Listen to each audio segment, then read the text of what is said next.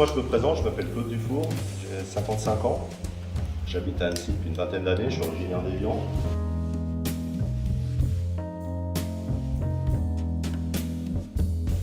On tourne dans les différentes provinces pour appeler à la création d'assemblées locales et puis en profiter pour faire cette première partie qui est un exposé sur l'histoire et d'inviter les gens à s'organiser tel que ça existait auparavant. Alors on a eu l'occasion de faire déjà sur les 5 premières, de faire à l'issue de cette présentation une assemblée locale, donc et c'est l'exercice auquel on peut se livrer tout de suite après, en partageant également un verre, mais qui consiste effectivement à déjà commencer à retrouver, à se réapproprier une organisation politique.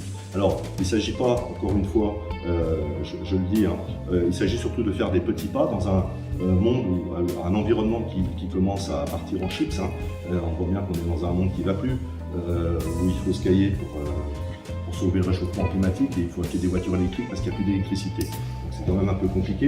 Mais face à tout ça, l'idée c'est en tout cas de reconstruire par le local. C'est-à-dire que déjà il faut qu'on retrouve de la solidarité locale, il faut qu'on partage les mêmes valeurs. Et c'est vrai que, en tout cas moi c'est le modèle qui m'intéressait le plus, c'est quand il n'y a pas de chef. C'est quand les citoyens, réunis en assemblée, échangent, débattent, proposent des choses et puis arrivent à construire des petites choses. Alors, il y a un axe qui nous intéresse, parce que pour retrouver sa souveraineté, quelle qu'elle soit, il y a un certain nombre de choses auxquelles il faut s'intéresser, c'est nos besoins fondamentaux. Et nous, on a commencé à mettre en place des premiers projets qui visent donc la souveraineté alimentaire, la résilience alimentaire, et alors, sans faire des choses extraordinaires, mais c'est le sujet qui nous intéresse et c'est comme ça qu'on a créé l'année dernière, alors pas que nous d'ailleurs, parce que c'est quelque chose qui est né en dehors de la mouvance savoisienne en fait, mais on a lancé une opération qui s'appelle Chou Patate. Un truc extrêmement simple, il s'agit de cultiver des pommes de terre en plein champ, en s'appuyant sur un agriculteur qui nous prête un bout de terrain et un groupe qui localement a envie de planter des pommes de terre pour se faire un an de production. L'année dernière, on a récupéré 10 terrains. Et on a réussi à mettre 4 groupes en route, donc nous, notre groupe, on était une dizaine de familles. On a fait 1,6 tonne de patates, des oignons et des courges. Donc j'en ai encore dans le garage, pour pouvoir manger tranquillement tout au long de l'année. D'ailleurs, je ferai un gratin à Noël pour la famille avec mes patates. Donc voilà. Et donc c'est des projets comme ceux-ci. Je vous ai montré la plateforme où on peut référencer les producteurs, où on peut référencer notre patrimoine. Donc c'est ça la proposition qui est faite, c'est de retrouver un fonctionnement qui est beaucoup plus tourné vers quelque chose de sain et de simple, où localement on pourrait déjà construire de la solidarité, construire des petits projets concrets, et puis voilà, des projets il y en a plein. Surtout orienté sur la montagne.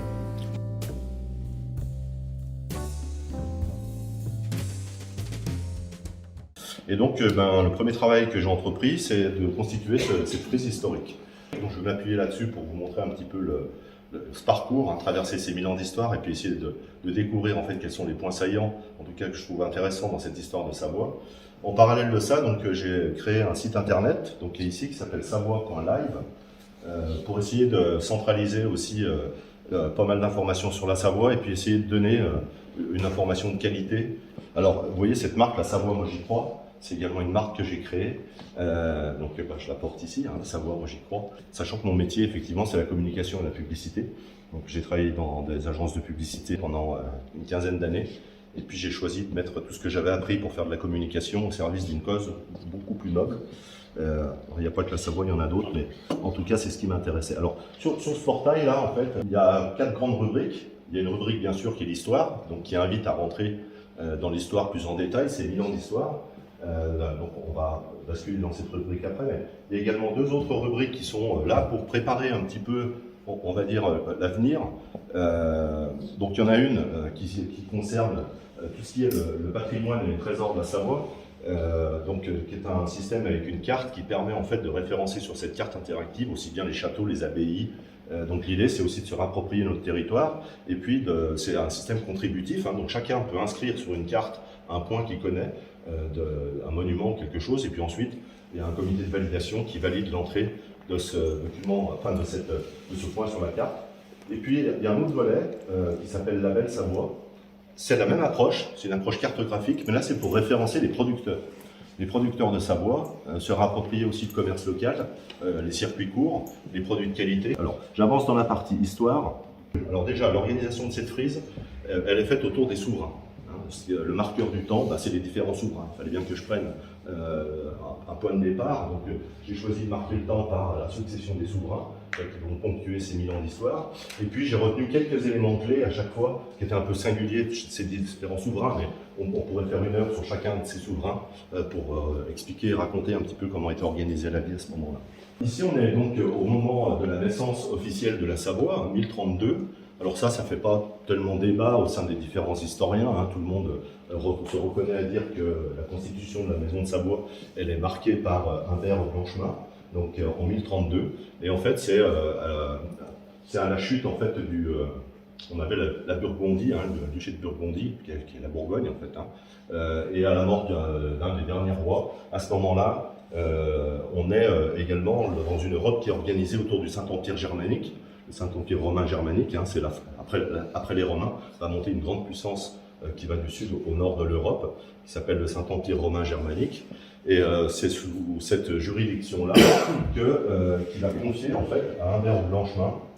On va lui confier donc le comté de Maurienne, et ça sera la naissance de la maison de Savoie, donc en 1032. Alors il sera à la fois comte de Maurienne, hein, mais comte d'Aoste, comte du Bugey, comte du Chablais, il possède des terres en Viennois.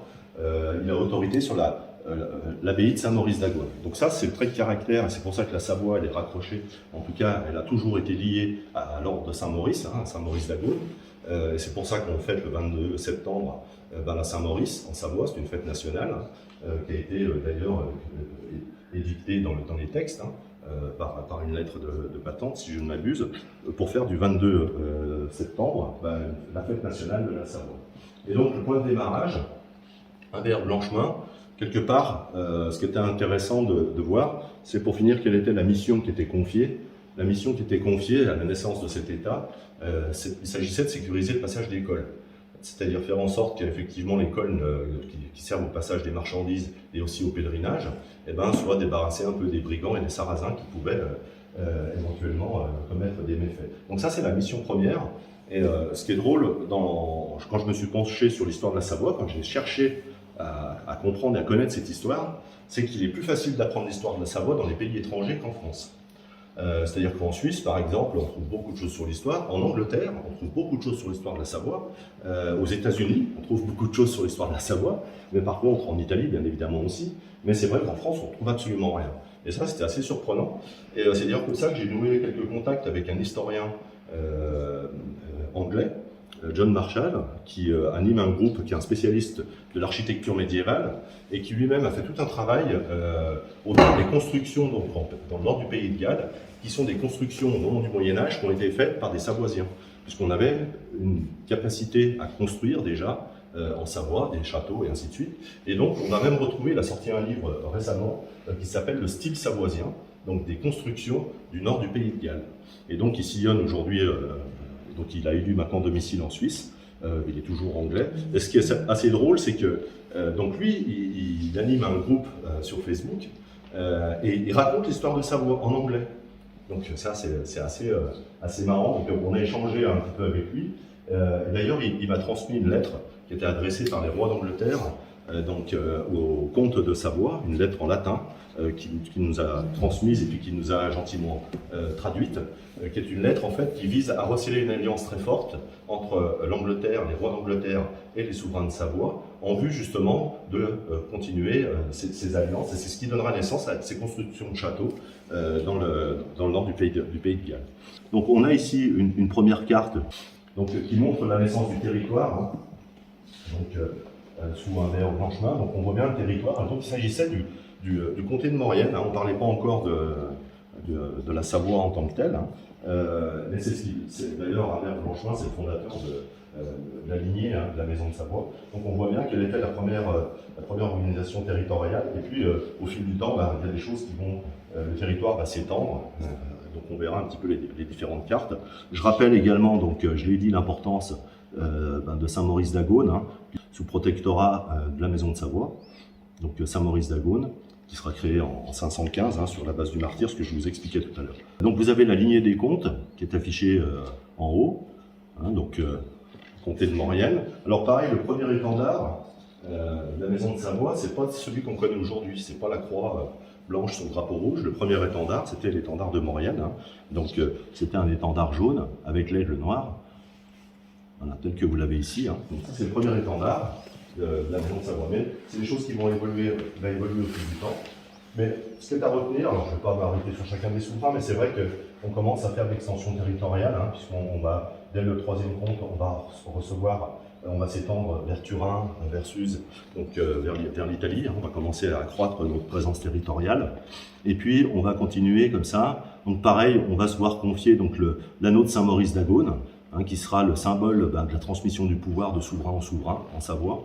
Donc l'anneau de Saint-Maurice, hein, qui sera remis à Pierre Ier de Maurienne. Et puis si on avance un petit peu comme ça, il y a également des choses qui sont intéressantes, notamment on va arriver dans les périodes des croisades. Donc sur la frise, on va retrouver ici les différentes croisades, hein, qui se sont succédées au fil du temps. Et puis on a des souverains qui ont participé aux croisades. Donc il y a 2 souverains qui ont participé aux croisades. Donc Amédée III, qui sera le premier souverain à participer aux croisades. Il mourra même sur le retour de la croisade, hein, en 1148. Il décédera donc sur le chemin du retour. Et c'est consécutif à ces participations de croisades que notre étendard va changer. Alors bon, je ne suis pas assez spécialiste, et puis c'est assez controversé pour expliquer concrètement pourquoi on a adopté ce drapeau, mais de toute évidence, c'est suite à une croisade. Et puis ce drapeau, également, c'est les couleurs de Saint-Maurice d'Agone. Hein. C'est ce qui donnera naissance au drapeau suisse et au drapeau savoisien. Donc là, on va changer d'étendard à cette époque, à 1143, et puis on conservera cet étendard tout au long de la continuité de l'existence de la Savoie. Alors on va avoir également donc un deuxième souverain qui est Thomas Ier de Savoie, qui lui va participer donc à la 4e croisade. Et puis là on va arriver dans un moment également où par exemple Amédée IV lui va développer beaucoup les ateliers de monnaie. Donc il y a ici quelques pièces qui sont frappées en Savoie. On battait monnaie, hein, bien évidemment, comme un pays autonome. On frappait notre propre monnaie. Et on va développer comme ça des ateliers monétaires. Donc Amédée IV, lui, va développer beaucoup les ateliers monétaires. Donc il créera des ateliers monétaires, hein, que ce soit des ateliers à Chambéry, à Bourg-en-Bresse. Donc on voit bien l'extension territoriale. Hein, à Pondin, Saint-Genis-sur-Guiers, Donas, même il y aura des ateliers à Nyon. Il y aura des ateliers également à Carouge et ainsi de suite au fil du temps. Donc ça c'est quand même le signe aussi d'un pays effectivement lorsque l'on bat monnaie. Et puis quand on regarde un petit peu les extensions territoriales au fil du temps, on va avoir comme ça une croissance du pays. Alors bien évidemment à cette époque la Confédération suisse n'existe pas, pas encore, et on voit bien que la maison de Savoie, elle va s'étendre dans tout le canton de Vaud et dans le Valais. Alors c'est marrant parce que j'ai des amis en Suisse, donc moi je suis du Chablais, province du Chablais, parce que je suis né à Évian, et souvent alors, quand j'ai des amis en Suisse, ils me disent « mais nous c'est le Chablais, c'est le même Chablais que vous ». Ben oui, il n'y avait qu'un seul Chablais, il n'y en avait pas 2.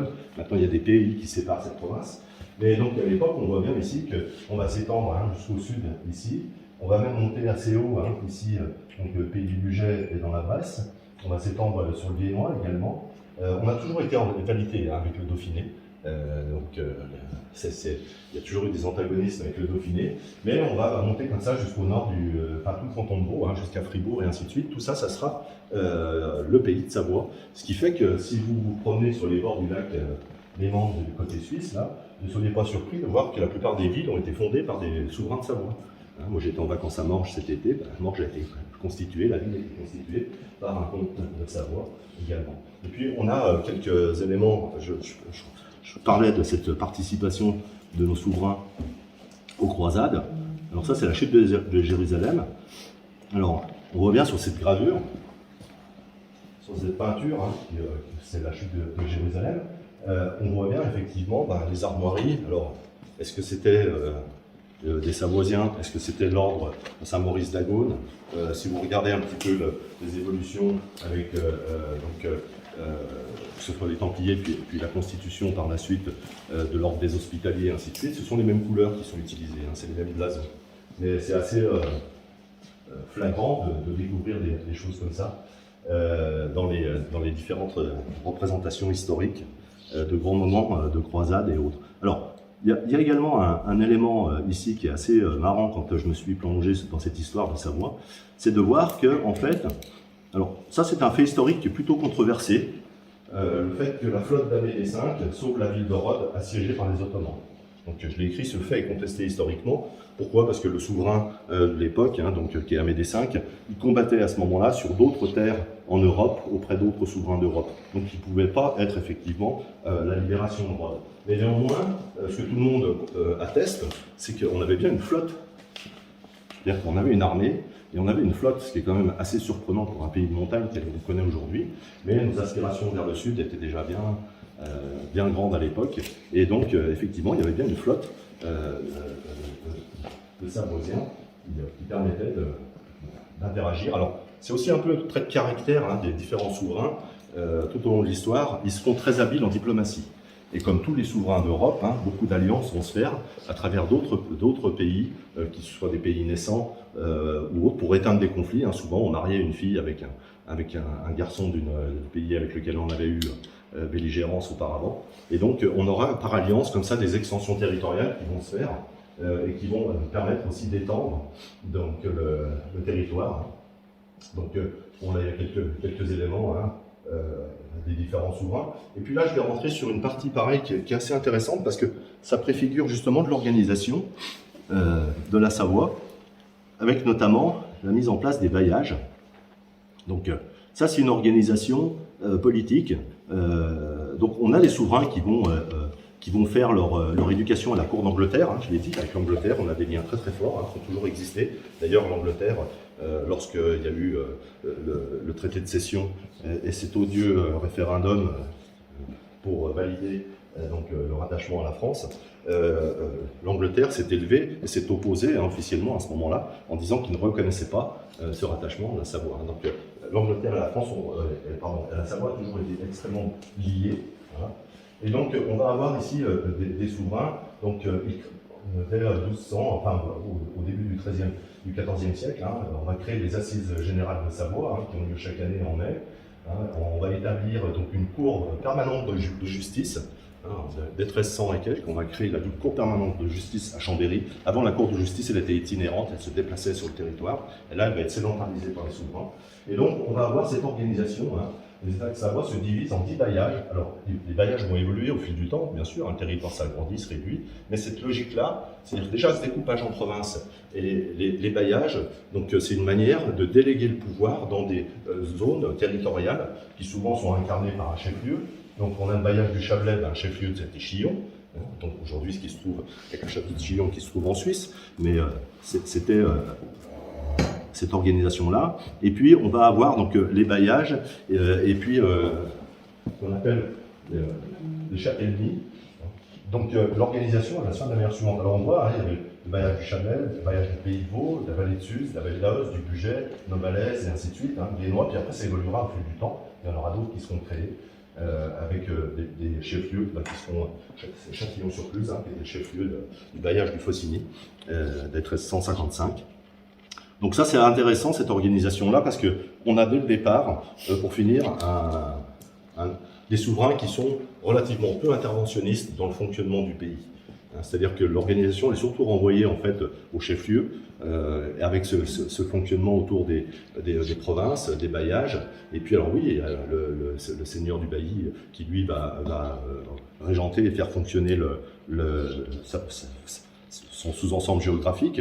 Mais on a comme ça un système fédéré quand même qui délègue beaucoup de choses. Et on voit qu'en fait les interventions des souverains, elles sont faites seulement à l'occasion d'événements majeurs. On l'a vu par exemple lorsque la ville de Cluse a brûlé, on le voit dans des lettres de patente, où là il y a une intervention qui est faite par le souverain qui va déléguer ses architectes à la reconstruction de la ville pour faire en sorte que justement la ville ne soit pas reconstruite avec ces proximités de maisons qui fait que quand il y en a une qui brûle, tout part en feu. Donc la ville sera reconstruite par intervention du comte à ce moment-là qui va déléguer à la fois des moyens et des architectes pour reconstruire la ville qui aurait été entièrement détruite par les flammes. Donc ça c'est quand même quelque chose qui est assez intéressant également à retenir. Alors après, on va rentrer là dans une période, donc là on est aux alentours de 1350, donc Amédée VI de Savoie. Donc là pareil, il y a un élément qui est assez marquant. Alors souvent on se distinguera également dans nos participations à des combats avec d'autres souverains sur l'Europe. Ce qu'il faut savoir, c'est que la Savoie, elle a participé à la construction des pays d'Europe telle qu'on la connaît aujourd'hui. C'est pour ça que c'est une grande histoire qui est connue à l'international, parce que ça sera par l'entremise de la Savoie, qui va être à la fois très diplomate, mais aussi interventionniste, qui vont naître un certain nombre de pays en Europe sur les actes et les faits qui auront été menés par les Savoisiens. Et là, on est en 1350, il y a un élément également qui est important, c'est la création du premier ordre chevalier, donc, qui s'appelle les chevaliers, donc l'ordre du chevalier des signes noirs. Alors, c'est pareil, cet ordre chevalier, il va transmuter au fil du temps. Donc, on va avoir à la création les chevaliers de l'ordre du signe noir, puis ça deviendra ensuite les chevaliers de l'ordre du collier, puis ensuite ça sera transformé dans la dernière organisation, c'est les chevaliers de l'Annonciade, qui est connu, qui est un ordre qui existe toujours, l'ordre de l'Annonciade. Il existe toujours, bien sûr, il est propriété de l'Italie maintenant, et non plus de la Savoie, mais ça reste l'ordre savoisien, qui est utilisé. Pourquoi c'est important en 1350? Parce qu'en fait, c'est très tôt. C'est extrêmement tôt, c'est tellement tôt que d'ailleurs c'est contesté. C'est-à-dire qu'on conteste que c'est un ordre chevalier au sens tel qu'on l'entend. J'ai pu lire quelques mémoires là-dessus qui ont été faits par des universitaires à Savoie-Mont-Blanc, qui parlent notamment de la constitution de cet ordre chevalier. Donc on conteste parce qu'un ordre chevalier doit être créé pour une cause durable. Et visiblement, en 1350, l'ordre du signe noir n'a pas été créé pour une cause durable, mais pour régler un certain nombre de problèmes et pour avoir une organisation de l'armée militaire un peu mieux organisée. Mais néanmoins, au-delà de ça, tout le monde atteste que c'est bien en 1350 que cet ordre a été créé, même si on réfute que c'est un ordre chevalier. Et puis par contre, il sera réellement transformé donc, en 1362 avec la création de l'ordre chevalier du collier, où là, il n'y a pas d'équivoque, donc il y a tout un manuel qui explique justement ce fonctionnement de l'ordre chevalier. Alors j'en ai profité pour mettre un certain nombre de blasons de ces différentes zones qui constituaient cet ordre chevalier. Alors les chevaliers, bien évidemment, c'était généralement les seigneurs de bailliage qui étaient, participaient. Donc on voit ici les armoiries des Montrois de Genève, comte de Genève.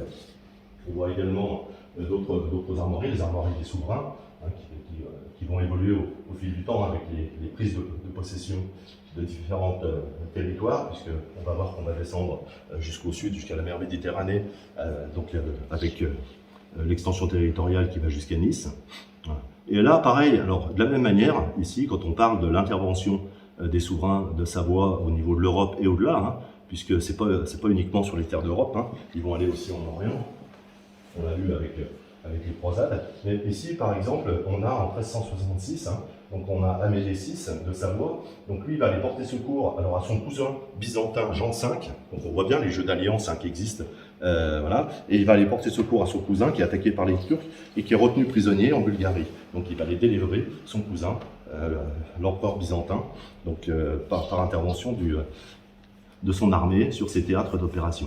Et puis ici on va arriver à un moment en 1383, donc avec Amédée VII, dit le Comte Rouge. Alors ils ont souvent des petits surnoms, donc le Pacifique, le Comte Rouge, le Comte Vert, voilà.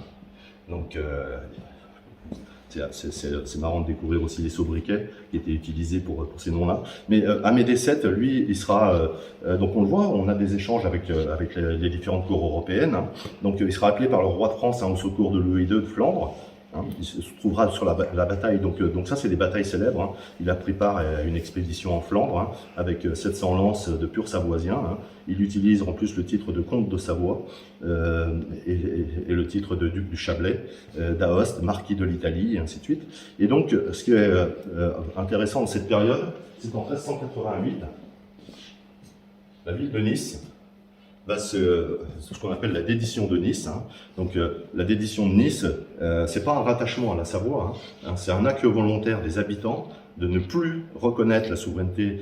Ils appartenaient au comté qui n'était pas encore la France, mais à l'époque, et ils veulent rejoindre la Savoie. Donc il y a une dédition qui est faite à ce moment-là de la ville de Nice pour rejoindre la Savoie, et ça restera une entité qui fait partie de la maison de Savoie jusqu'en 1860. Et donc sera créée à la suite de ce rattachement, cette dédition, qui fait que Nice décide de rejoindre la Savoie et de se mettre sous protection de la maison de Savoie. Donc ça nous donnera un accès à la mer. Et on voit bien que cette extension territoriale, elle va nous permettre d'avoir un accès jusqu'à la Méditerranée. Donc voilà la carte en 1430, hein, la carte de l'État de Savoie. Donc on voit qu'on va jusqu'au sud ici. On a également encore au nord de la Suisse. Hein. Là pareil, hein, la Confédération suisse n'existe pas encore à cette époque. Et puis on voit qu'on va très très loin ici, hein, également, vers la Bresse, en termes territoriaux. Alors, là, on est maintenant dans une période, hein, où ça commence à chahuter beaucoup au niveau de l'Europe. Hein. Donc l'organisation jusqu'à maintenant, encore une fois, on a une organisation, on a toujours cette prédominance du Saint-Empire romain germanique, hein, au niveau de l'Europe, et puis on a une organisation des autres territoires. Alors on a beaucoup de comtés et de duchés. Donc ce qui est important de savoir, c'est que en termes nobiliaires, ce qu'on appelle les titres de noblesse, donc le premier titre de noblesse, c'est l'empereur, en tout cas celui qui a le plus de puissance, hein, donc il règne sur plusieurs pays, un empereur. Ensuite, on a le roi qui règne dans son pays, et puis ensuite, on a les ducs, donc qui va régner également. Donc un duché est un ensemble, est un pays qui a en fait une souveraineté. Et ensuite, on a le comté, donc avec les comtes, et là, les comtés, lui, il est généralement afféodé à une entité supérieure, ce qui était le cas du comté de Maurienne et du comté de Savoie. Hein, toute la lignée des comtes était en lien et subordonnée au Saint-Empire romain germanique, même s'ils avaient une liberté, on l'a vu, d'exercer, d'avoir une armée, et de se doter d'une organisation politique. Mais là, il va se passer un moment assez important, donc sous Amédée VIII, dit le Pacifique, qui était un très grand souverain au niveau de l'Europe. Hein. Donc Amédée VIII, il comptait une armée de 20 000 hommes à l'époque.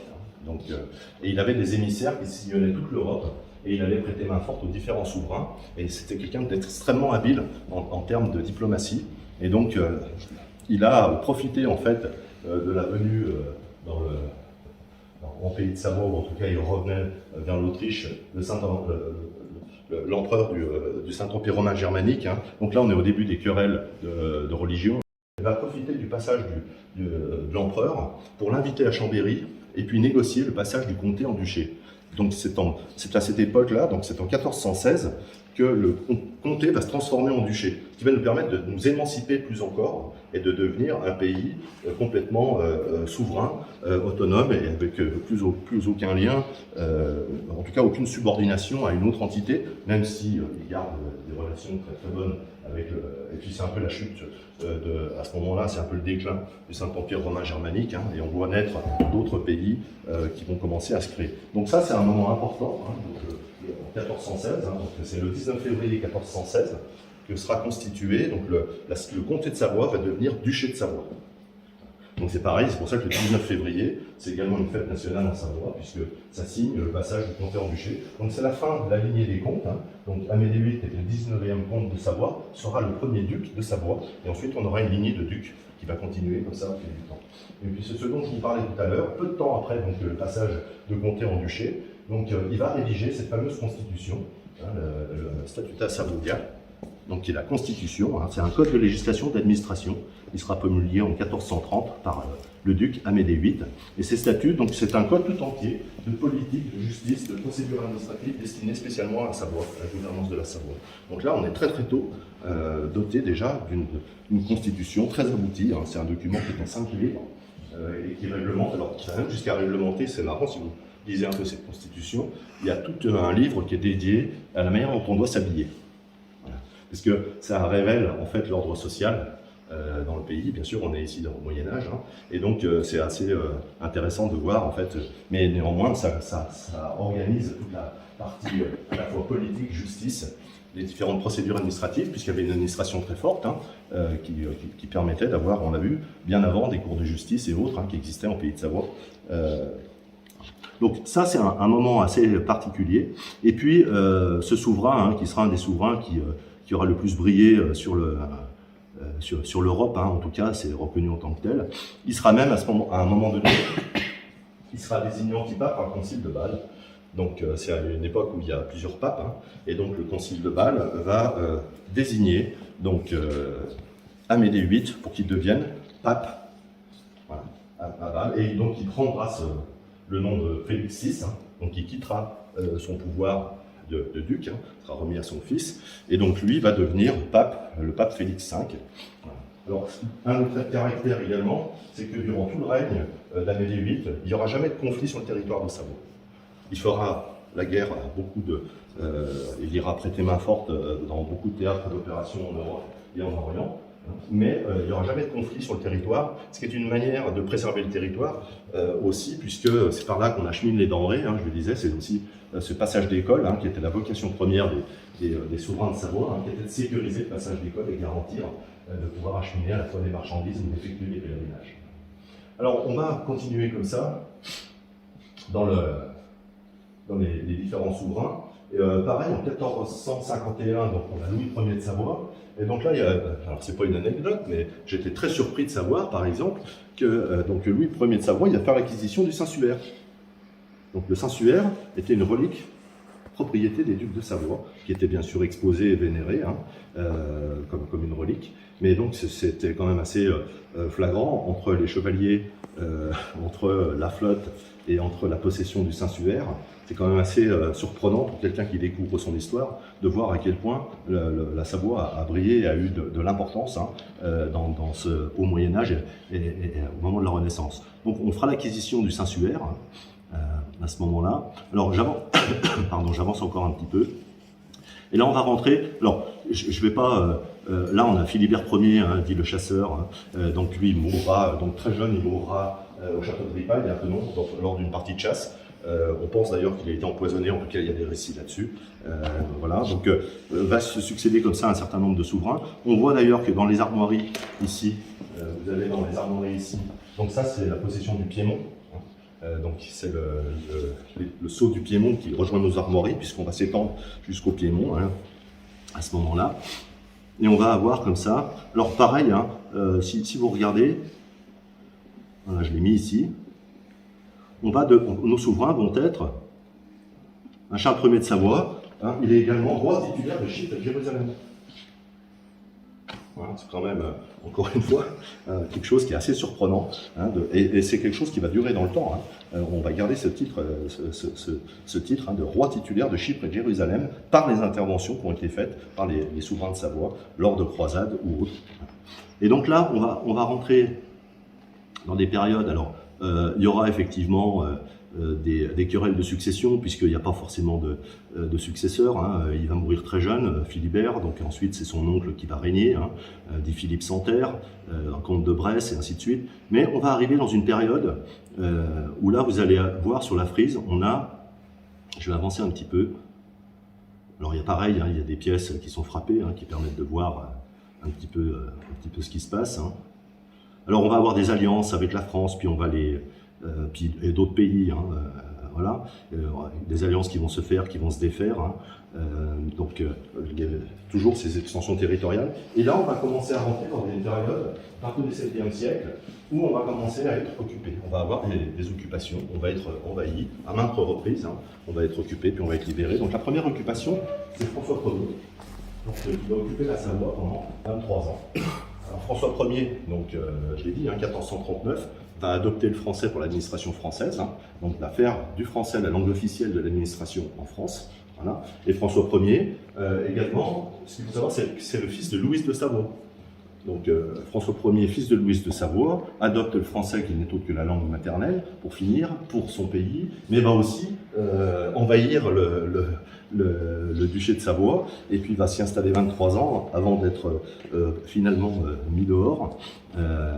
Et donc on va rentrer dans une période ici où on va subir comme ça différentes occupations, donc on va retrouver notre souveraineté à un moment donné, mais c'est vrai que lors des occupations, souvent le pays est dévasté, pillé, c'est le propre lorsqu'on est occupé. On va être ensuite occupé par Henri IV, une année, et on va avoir une tentative, une volonté comme ça de prendre ce petit territoire là, qui pour finir a beaucoup d'attributs, et puis dans la volonté expansionniste des souverains de France, de vouloir s'attribuer comme ça un petit peu cette terre. Donc on va subir comme ça différentes occupations. Donc on sera occupé par Henri IV, on sera occupé également par Louis XIII, on sera également occupé par Louis XIV, alors des périodes plus ou moins courtes, et ces occupations-là, elles vont se faire, et on va se défaire de nos occupants, soit à l'occasion d'autres conflits ou d'autres alliances, qui vont se faire sur le théâtre d'Europe.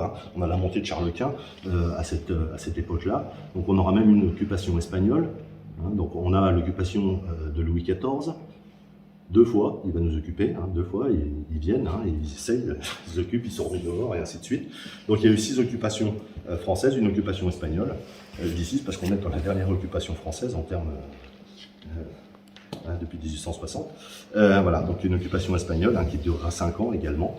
Et puis là, on va avoir différents souverains. Alors, par exemple, Victor Amédée II de Savoie, dit le renard de Savoie, par sa politique de retournement et d'alliance, il parvint à renforcer, à agrandir ses États. Il forge un État absolutiste, centralisé et fort. Il supprime les privilèges des nobles, du clergé, de la commune, et il compte parmi les plus influents souverains d'Europe. Voilà. Donc là, on est en 1600, fin du XVIIe siècle, et on voit qu'on a des souverains qui déjà abolissent les privilèges et continuent à pousser cette organisation politique, telle que je le disais, c'est-à-dire avec ces assemblées paroissiales et ce pouvoir fragmenté qui est réparti auprès des citoyens. C'est pour ça que lorsqu'on va arriver dans cette période, au début des révolutions françaises, on a Victor Amédée III, par exemple, ici, donc Victor Amédée III, donc lui, il va moderniser l'armée.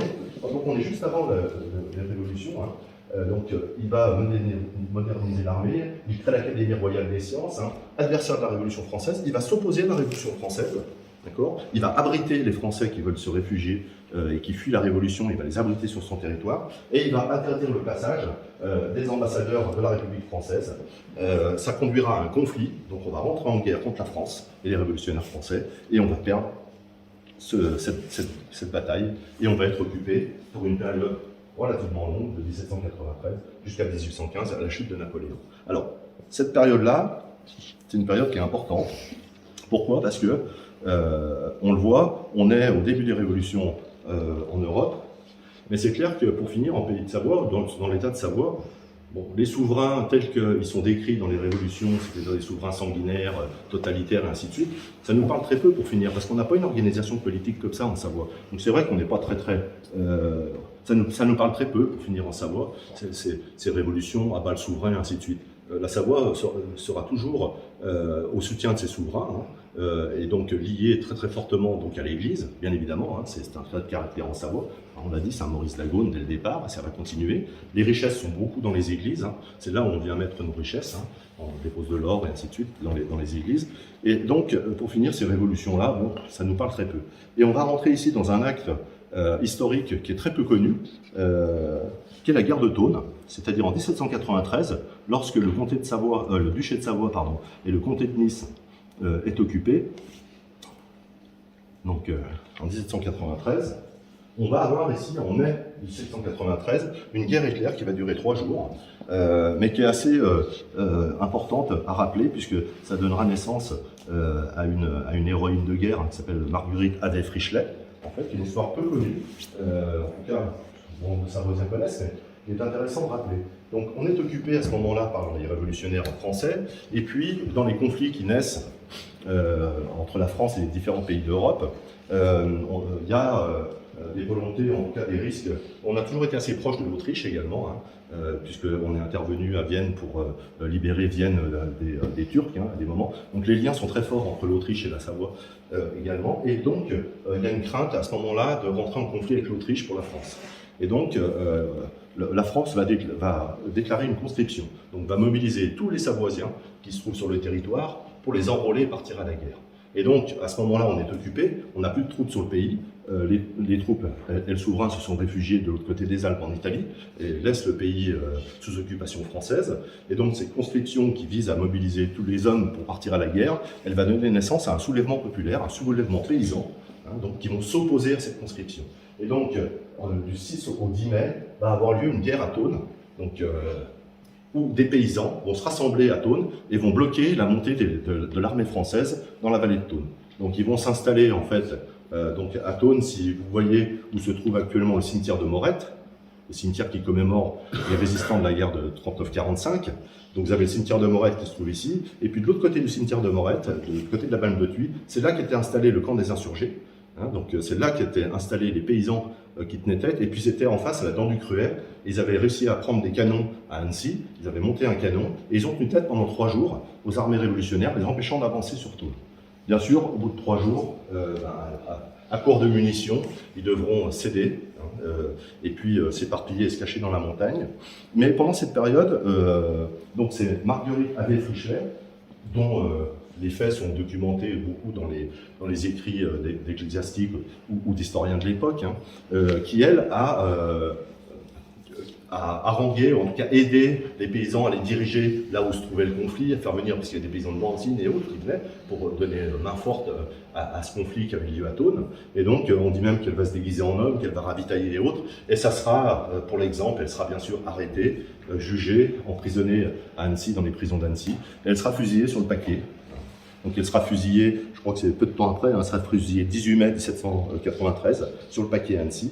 Et lorsqu'elle sera fusillée, hein, donc elle refusera d'avoir les yeux bandés, hein, et elle fera une dernière allocution en disant que vive le roi, hein, enfin en tout cas un rappel à son souverain, hein, et à Dieu et à son souverain. Hein. Mais elle sera fusillée à ce moment-là, donc c'est une des héroïnes, une des premières résistantes de Savoie, pour finir, mais qui a une histoire très peu connue, voire même complètement oubliée, donc il est bon quand même de rappeler un petit peu ce moment-là également.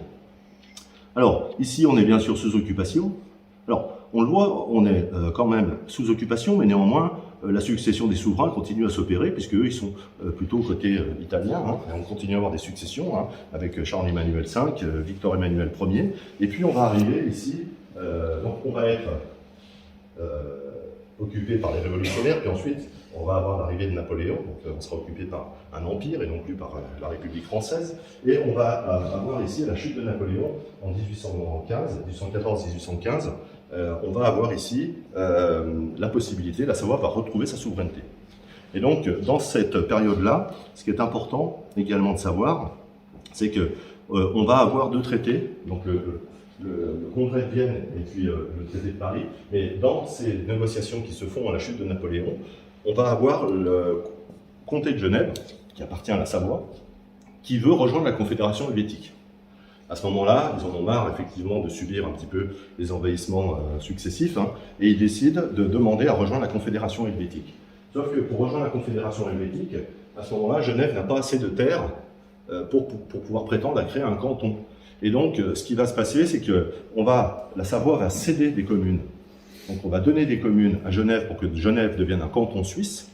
Et en contrepartie de cette cession, puisque c'est un traité hein, qui va entériner tout ça, en contrepartie de cette cession, la Savoie va acquérir la neutralité helvétique. Donc la Savoie est un pays neutre, possède la neutralité helvétique par traité. Perpétuelle. Hein, donc c'est notifié en tant que tel dans les traités, parce qu'on a cédé des communes, et donc on va avoir la neutralité helvétique, et on va avoir la création des zones franches également qui va se faire. Donc ça c'est pareil, c'est quelque chose dont on ne sait absolument rien, c'est absolument pas communiqué, mais nous sommes un pays neutre, de la même manière que la Suisse est un pays neutre. Hein, c'est la même neutralité, c'est pas une autre neutralité, c'est la neutralité helvétique. Que l'on acquiert à ce moment-là, à la chute de Napoléon. Et puis on va avoir, dans cette période-là, donc on va avoir Charles Félix, qui va reprendre après à la mort de Victor Emmanuel Ier, hein, il va devenir donc le 20e duc de Savoie. Hein, et en fait, donc c'est le fils hein, de Victor Amédée III, et donc lui, duc de Savoie, roi de Sardaigne, puisqu'on a toujours effectivement de l'extension territoriale. Hein, les États de Savoie, en fait, hein, il y a souvent une confusion entre le duché de Savoie et les États de Savoie. Le duché de Savoie, il s'agit bien du pays historique tel qu'on en a parlé jusqu'à maintenant, et les États de Savoie, c'est les terres que l'on a acquises à d'autres endroits, donc la Sardaigne, Chypre, et ainsi de suite. Donc c'est ça qui constitue les États de Savoie, d'accord? Donc la Savoie, le duché de Savoie fait partie des États de Savoie, mais le duché de Savoie a toujours gardé, souvent on dit, ah ben on a déménagé la capitale à Turin. Non, c'est la capitale des États de Savoie qui a déménagé à Turin. La capitale de la Savoie, elle a toujours, alors elle a été à un moment donné à Conflans, mais elle a toujours été à Chambéry. Elle reste à Chambéry, la capitale de la Savoie. Donc il y a aussi une savante confusion et mélange. Hein. On préfère nous appeler ici, c'est l'Empire Sarde, hein, c'est le royaume de Sarde. Non, ici c'est la Savoie. Et il se trouve que les souverains de Savoie est également roi de Sardaigne, un prince du Piémont, et ainsi de suite. Moi j'aime bien dire, sans la Savoie, il n'y aurait jamais eu les États de Savoie. Oui, bah oui, bien sûr, puisque c'est quand même et ce n'est que les acquisitions dues aux faits d'armes, aux alliances qui ont été faites pour pouvoir aller soutenir. Et d'ailleurs, on le dit, et ça personne ne le conteste, la Savoie a façonné les pays d'Europe, a participé à façonner, à créer les pays d'Europe tels qu'on les connaît aujourd'hui. C'est pour ça que l'alliance anglo-savoisienne est très forte, parce que depuis le XIe siècle, on a des liens extrêmement forts avec l'Angleterre et d'autres pays. Notamment, je le disais, avec Vienne également, et ainsi de suite. Et donc là, on va avoir ici, donc sous Charles Félix, on va créer donc, notamment le comté de Nice. Alors, le comté de Nice, il n'y a jamais eu de comte à Nice, contrairement aux autres comtés où il y avait un comte. Mais comme Nice faisait partie de la Savoie, on va constituer donc ce territoire en comté, mais bien sûr il sera dirigé et sous souveraineté du duc de Savoie, mais il va être créé le comté de Nice, donc qui restera dans la Savoie jusqu'à ce que l'on connaisse en 1860, une période un peu plus trouble. Alors, à noter également, Charles Félix, c'est le dernier descendant de la lignée des ducs et des comtes de Savoie. Donc là, on va perdre la filiation. C'est le dernier représentant de cette filiation-là. Et à sa mort, va arriver donc une autre filiation, c'est la branche des Carignans, donc qui n'est plus la lignée originale, qui est déjà très tournée vers la construction d'un nouveau pays et d'un royaume en Italie. Et donc, c'est d'ailleurs la première chose que va faire Charles Albert de Savoie. Donc, il va promulguer donc, le statut fondamental de la monarchie. Donc il va déjà tout de suite se constituer comme un monarque. Donc ça, vous avez d'ailleurs le blason ici. Et puis on va avoir déjà cette volonté, on va avoir la mise en place de ce qu'on appelle le statut albertain. C'est pour ça qu'on nous renvoie souvent au code Sardes, au statut albertain, ainsi de suite. Ces rémanences-là. Et puis on va arriver ici avec cette volonté-là de pouvoir, pour finir, passer de l'autre côté des montagnes et puis créer une nouvelle royauté en Italie. Et ce sera l'enjeu de ce qui va se passer en 1860. Donc Victor Emmanuel II va négocier avec Napoléon III donc, pour pouvoir créer donc, une nouvelle royauté et donner naissance à ce que deviendra l'Italie en 1862, et donc va sceller un traité entre Victor Emmanuel II et Napoléon III, et dans ce traité, on aura la cession de la Savoie. Et donc on parle bien ici, donc c'est le traité que vous avez ici, c'est donc bien un traité de cession, d'accord. Donc quand on nous dit qu'on a été annexé ou non, les termes juridiques sont très clairs, il s'agit d'un accord écrit entre deux souverains qui vont sceller un traité dans lequel on va céder à la fois les terres de Savoie et les habitants qui sont dessus et tout ce qui va avec. Donc on va le céder à Napoléon III, empereur à vie des Français. Et en contrepartie, Napoléon III donnera son soutien pour la création de l'Italie, puisqu'il y a des menaces à ce moment-là que les Autrichiens viennent se mêler de tout ça. Et donc, effectivement, c'est cet odieux accord qui fera que la Savoie va être cédée, non pas à la France, mais à Napoléon III, ce qui est important. Mais dans ce traité de cession également, il n'est pas sans contrepartie, ce traité de cession.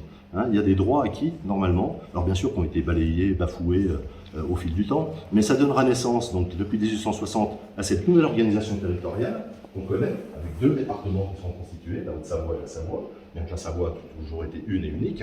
Mais on a aussi, à ce moment-là, alors, deux choses que je veux dire évidemment, c'est que la Savoie est un pays aussi qui est marqué par des bornes. Ces frontières sont marquées par des bornes, et vous pouvez trouver des traces des bornes de Savoie qui marquent donc les frontières du territoire. Alors ça c'est pareil, il y a un travail aussi de recherche à faire, donc il y a des gens qui publient sur ces bornes de Savoie, et le marquage du pays a été fait à deux occasions, en 1722 et en 1822. On a créé des bornes pour marquer les frontières de notre territoire. C'est une particularité, il n'y a pas de pays au monde qui possède des bornes pour marquer son territoire, à part la Savoie. Voilà. Mais on a fêté cette année le bicentenaire des bornes, puisque le dernier bornage c'était 1822, donc en 2022, et en grande pompe, on a pu lire les titres dans les journaux en disant bicentenaire des bornes sardes. Laissez-moi rire, les bornes sardes. Quand vous regardez les bornes, bien évidemment, il n'y a pas de drapeau de Sardes dessus, de Sardaigne. Il s'agit des croix de Savoie et il s'agit des bornes de Savoie. Mais il y a une volonté de faire disparaître le terme Savoie. Et donc, autre élément que je trouve important, c'est que dans le traité de cession, il y avait un certain nombre de droits qui devaient perdurer. Le droit à avoir notre monnaie, le droit à continuer à enseigner, nos droits acquis sur la neutralité des zones franches, tous ces droits-là ont été bafoués, mais néanmoins, à partir du moment où on est cédé à Napoléon III, on va continuer à enseigner l'histoire de la Savoie. Donc ça, c'est aussi quelque chose qui est assez intéressant. L'histoire de la Savoie, telle que je viens de vous la présenter, elle continue à être enseignée par la République française. Mais elle va être enseignée jusqu'en 1819. Et en 1919, là, on va brûler tous les livres de Savoie. Voilà. Donc la République française va faire disparaître l'histoire de la Savoie, alors qu'elle était enseignée. Donc on va brûler les livres et on va remplacer les enseignants qui souvent étaient des ecclésiastiques. On va faire venir des nouveaux enseignants qui vont nous apprendre comment on m'a appris qu'avant j'étais italien. Voilà. Alors que l'Italie n'existait pas. Mais bon, voilà. Donc ça c'est quand même quelque chose aussi qui est assez révélateur quand même de cette volonté de faire disparaître cette histoire. C'est pour ça que c'est important, et pour moi j'ai un attachement particulier à faire connaître cette histoire. Je suis très content aujourd'hui que mes deux enfants la connaissent. Voire même l'enseigne à leurs camarades grâce à la frise, puisque du coup c'est vrai que ça marche très très bien pour apprendre son histoire, de traverser cette frise et de se dire mais c'est incroyable quand même le rayonnement qu'a eu notre pays, et de savoir qu'il est complètement aujourd'hui annihilé. On s'amuse à remplacer des termes, on nous parle de Carouge, la cité sarde. Non, Carouge n'a jamais été une cité sarde, Carouge était une cité de Savoie, dans laquelle il y avait des ateliers monétaires. On nous parle des bornes sardes, mais non, les bornes sardes elles n'existaient pas non plus, c'était les bornes de la Savoie et non pas de la Sardaigne. Donc voilà quand même ce qui est important de partager. Donc moi j'ai fini sur mon petit exposé. J'espère que ça vous aura donné envie de rentrer plus en détail dans cette histoire, même si pour certains qui sont ici, ils la connaissent bien. Oui, je voudrais rajouter une chose, c'est vrai qu'on n'en a jamais parlé, mais il faudrait que tu mettes le 1870. Parce que oui. 1870, à la chute de l'Empire, à la chute de Napoléon III, en Savoie, il y a un soulèvement. Ouais. Et c'est pareil, dans l'histoire, on ne le retrouve pas, puisque en Savoie, on a dit, puisque Napoléon est mort, on reprend notre souveraineté, puisque comme on avait été rattaché à Napoléon III. Ouais. Et c'est là que Thiers a envoyé une armée et qui a massacré 4 ou 5 000 Savoisiens. Et donc il a la guerre de 1870. C'est relativement important parce que là, ça devient une annexion. Ouais. Et pareil, je ne me suis pas étendu sur 1793, mais lorsqu'on va perdre cette guerre d'Atone, va s'en suivre un massacre en Savoie, puisqu'on va tuer 85 000 Savoisiens, hommes, femmes, enfants, sur une population de 450 000. On va piller le pays, donc on va prendre tout l'or qui existait en Savoie, on va brûler les églises. C'est ce qui se passe aujourd'hui. Voilà. Donc oui, sous une autre forme. Mais en même temps, en peu de temps après, la Savoie a retrouvé, lorsqu'elle retrouve en 1815 sa souveraineté, de 1815 à 1860, elle reconstitue toute sa richesse. Voilà, donc cette capacité à se régénérer, c'est quand même un élément important. Pourquoi le pays était bien géré. Oui, tout à fait, tout à fait. Alors, voilà ce que je voulais... Il y a aussi une chose qui est importante, parce qu'au rattachement où les gens ils ont voté, ou trafiqué ou pas trafiqué, peu importe, mais sur toute la partie nord de la Savoie, ils ont voté oui et zone. Oui. D'accord. Et aujourd'hui, c'est un élément important, parce que comme il n'y a plus de zone, c'est-à-dire que les bulletins de vote n'ont plus de valeur. Il n'y a plus de vote. Alors, de toute façon, sur les, il y a tellement de... On pourrait dire tellement de choses sur la manière dont ces droits sont bafoués, ainsi de suite, puisque quand même tous ces traités, le traité de Vienne et ainsi de suite, c'est des traités qui engagent la plupart des pays d'Europe dans la signature de ces traités. Et bon, on s'en balaye, on les balaye comme ça d'un revers de la main. Il y a eu, bien évidemment, on l'a compris, Genève, l'État de Genève a pu se créer par les communes qui ont été données par les Savoisiens. Et du coup, c'est vrai que, d'ailleurs, ça s'est écrit dans la Constitution de Genève. Et donc, il y a eu Pierre, localement, qui a été à l'État de Genève pour leur réclamer les communes, en disant vous respectez plus vos propres engagements, donc rendez-nous les communes. Donc ça a ouvert une discussion qui a démarré de la rigolade à, effectivement, ils sont allés revoir la Constitution de Genève et se dire, mince, c'est vrai qu'on ne respecte même pas notre propre Constitution. Et ça a donné lieu quand même à 2 motions qui sont montées au Conseil fédéral, donc à Berne, et qui ont failli créer un scandale diplomatique grave, puisque Genève demandait à reconnaître les droits acquis de la Savoie. Voilà, donc l'État de Genève. C'est pour ça qu'il y a toujours des échanges qui se font avec les députés de Genève, de l'État de Genève, parce qu'eux-mêmes, effectivement, sont très mal à l'aise, parce qu'ils se sont construits sur quelque chose qu'on leur a donné, et aujourd'hui ne respectent pas leurs droits et leur constitution, donc ça pose quand même des problèmes internationaux graves. Voilà. Tout comme la disparition des zones franches. La disparition des zones franches, la France a été condamnée en 1932, à l'initiative de la Suisse, pour avoir fait disparaître les zones franches. Voilà. Mais il y avait deux zones franches, la grande zone et la petite zone. Dans cette requête, ne portait que sur la petite zone. Voilà, mais au passage, on a fait. Pour aller au tribunal de La Haye, il faut être d'accord ou sans désaccord. Voilà. Donc, ils ont trouvé l'accord sur la petite zone. Sur la petite zone. Sur la grande zone. Ouais. Mais bon, c'est vrai qu'on a eu l'occasion d'accueillir des députés de l'État de Genève également, parce que ce qui nous intéressait aussi, justement, c'était... moi, ce qui a été très drôle, c'est que j'ai rencontré la Savoie par la politique, par mon engagement politique. Mon engagement politique, avant que je connaisse l'histoire de la Savoie, était tourné vers le fonctionnement en assemblée. Ce qu'on appelle le municipalisme libertaire, où en fait les pouvoirs sont aux assemblées de communes, par une assemblée citoyenne qui constitue donc et qui décide, qui désigne ses représentants et qui révoque ses représentants. Et en fait, c'est par ce biais-là que j'ai rencontré l'histoire de la Savoie, où on m'a dit « mais tu sais que c'est exactement ce qui se passait dans ton pays avant ». C'est comme ça qu'était organisé notre pays. Et donc, c'est ça que je trouve intéressant, c'est qu'en fait, et c'est l'étape d'après, au-delà de cette conférence, c'est d'inviter aujourd'hui, effectivement, les habitants de notre territoire à reformer des assemblées locales pour retrouver un fonctionnement démocratique, une solidarité et une envie de faire de la politique. Alors, je sais que c'est un mot qui fait peur, la politique, mais néanmoins, c'est simplement s'intéresser à notre vivre ensemble, c'est comment on gère la cité, c'est ça l'histoire de la politique, c'est au départ. Et qu'aujourd'hui, alors, sans avoir de volonté révolutionnaire et ainsi de suite, mais commencer par faire des petites choses. Donc, moi je voulais dire, aujourd'hui on est présent, donc grâce à Valérie Dujardin-Casey qui nous a invités et qui a organisé cette réunion. Pourquoi? Parce qu'aujourd'hui, on l'a vu, donc il n'y a plus 6 provinces, mais il y en a 7, puisque après 1815, on constituait différentes provinces, plus une nouvelle province qui est la province de la Haute-Savoie. Donc on aura 7 provinces. C'est la dernière organisation géographique que l'on connaît avant 1860. On a 7 provinces à ce moment-là. Et donc sur la base de ces 7 provinces existantes, on a nommé des référents. Donc Valérie, tu es référente, toi ici dans le Faucigny. Voilà. Et donc on parcourt comme ça les provinces à la rencontre